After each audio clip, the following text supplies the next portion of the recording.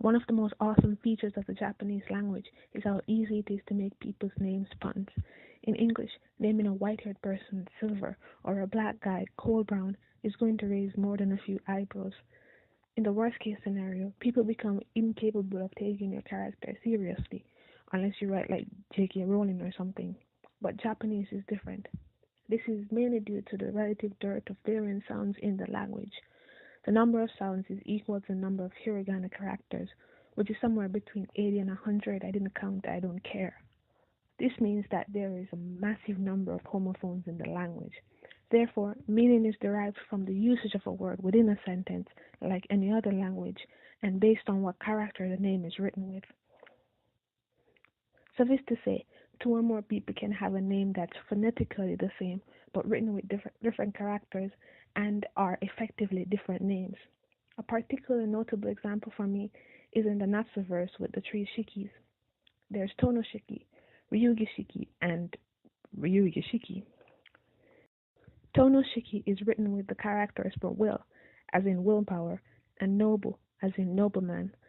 The two Ryugi-shikis, who are simultaneously the same person but alternate personalities that aren't split personalities, use two different shikis.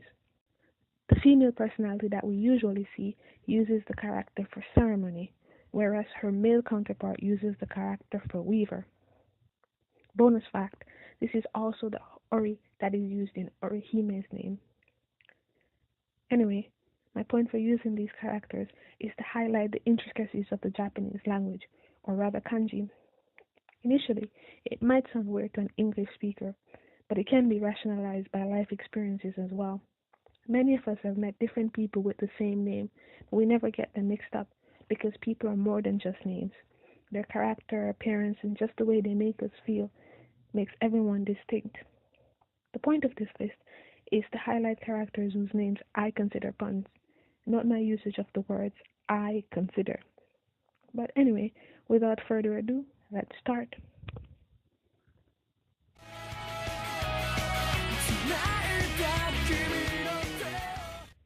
I mentioned Orihime above, and in the same way as her, Ichigo's name is meant to be symbolic, more in line with the Japanese way of naming people for their desired characteristics rather than a straight-up pun. The reason why it becomes punny is because the author made it so. The word Ichigo also means strawberry in Japanese. This pun manifests in the color of his hair, even though, as a Japanese person, his being naturally red-headed is quite unlikely. Another pun is the constant association of his name with the number 15. This is because Ichi is 1 in Japanese, while Go is 5. So, Ichigo equals 15.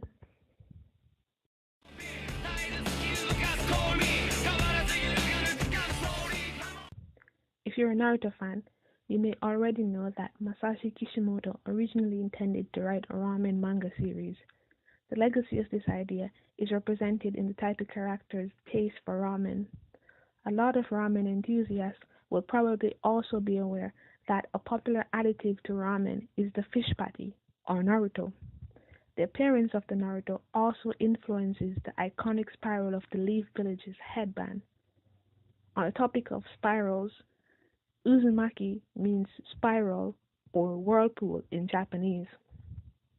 Many people may not be aware there is an actual place in Japan called Naruto, which is close to the Seto Inland Sea and is famous for its whirlpools. One of my fondest memories of Japan was passing through the Naruto Bridge. Unfortunately, there were no ninjas.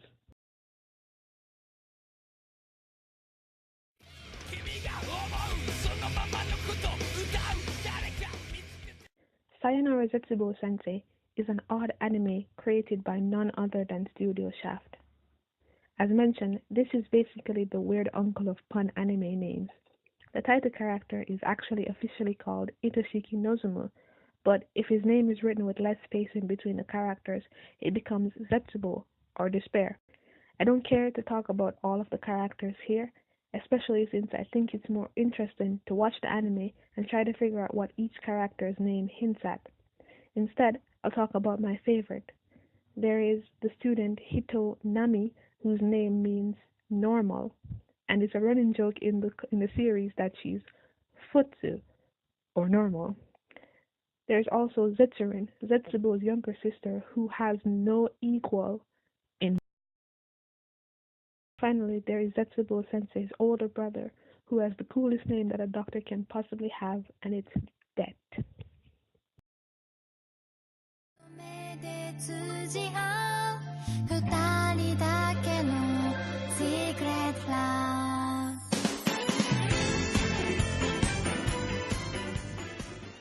I like to call Mysterious Girlfriend X one of the three crazy romances.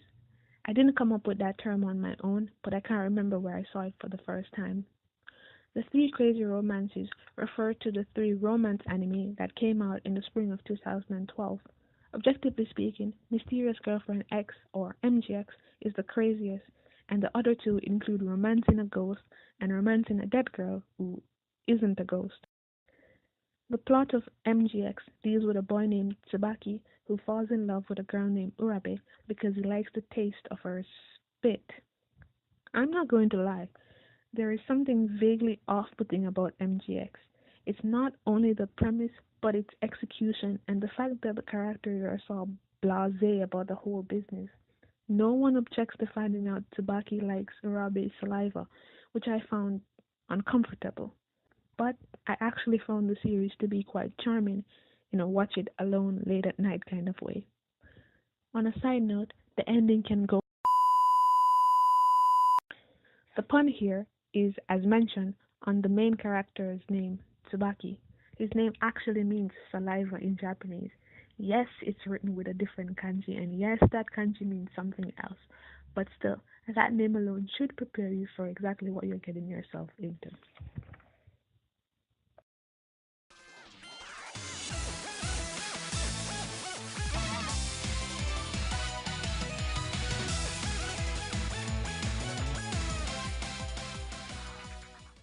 When I decided to add Yuki's name to this list, I thought there was only one pun.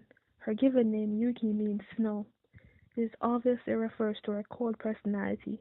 However, snow melts when exposed to warmth and becomes something that is more fluid.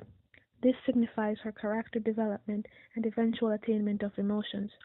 Furthermore, snow is water, which is something that humans, read Kion and the other members of the SOS Brigade, cannot survive without.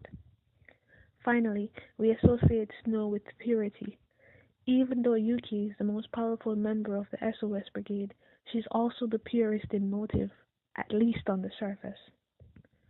However, as I mentioned before, I realized that Yuki's name can be interpreted beyond just her first name. Her last name, Nagato, is written with the kanji naga, that means long, as in distance. Yuki is the, spoiler alert for an 11-year-old series, the alien of the whole alien Esper time traveler slider business, so she traveled a long distance to get to Earth. Furthermore, while it's written with a different kanji, naga can also mean long, as in length of time. This could be hinting at the long time it takes for her to warm up to the other members of the SOS Brigade, or foreshadowing of one of the most horrific events in anime history. Hint, it starts with E and ends with never again. Finally, the naga can also be said as cho, which means chief or head. The to part of her name is written with the character for door, thus head doorway. This can be interpreted two ways, that Yuki is the leader of the other aliens, and there is evidence in the series to suggest this, or that she's the chief method through which the alien overlord Dick can interact with Haruhi.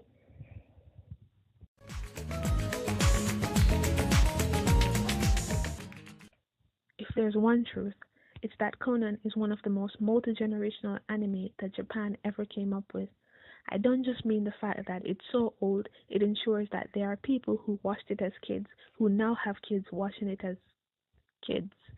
It's also the fact that it appeals to both young and younger. I enjoyed Conan as a child, and I still like it even now, and I bet there are many other people who feel the same way. But I'm not here to talk about how great Conan is, but rather that there is a pun on one of the most well-known characters' names. The verb meguru means to look around, which Megure as an inspector does. Furthermore, Meguro can also be read as Jun, which forms part of the word Junsa, which means police officer. Much like Tsubaki, Megure is written with a different kanji, but there is no way that this is a coincidence, coming from a mystery series that prides itself on solving crime through puns.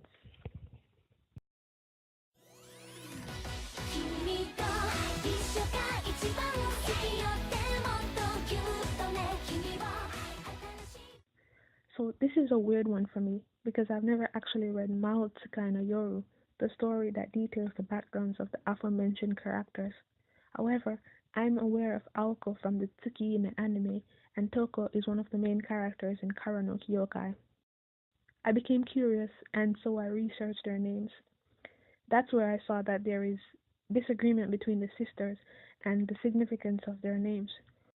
Rather than strictly being puns, their names are along the lines of being irony or tragedy, depending on how you see it. As stated, I don't know much about the main source material, so I'll just talk about what I found from the wiki.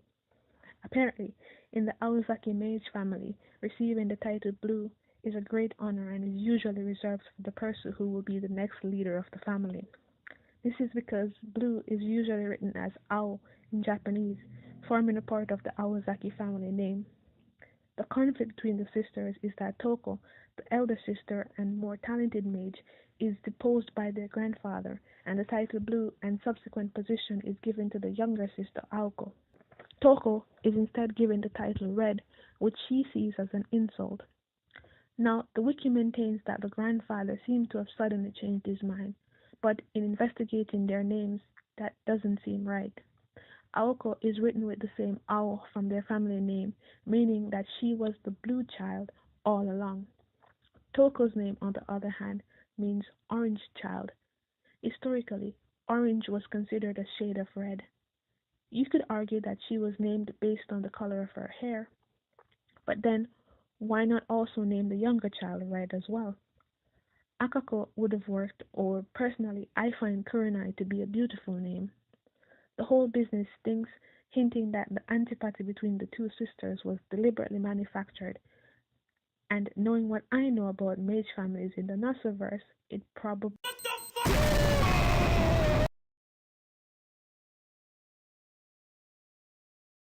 I thoroughly enjoyed making this list, as it tested my knowledge of anime characters, their respective series, and my grasp of Japanese and English. I really hope to make another one in the future, as this was by no means exhaustive. What about you? How did you find it? Please leave your response in the comments.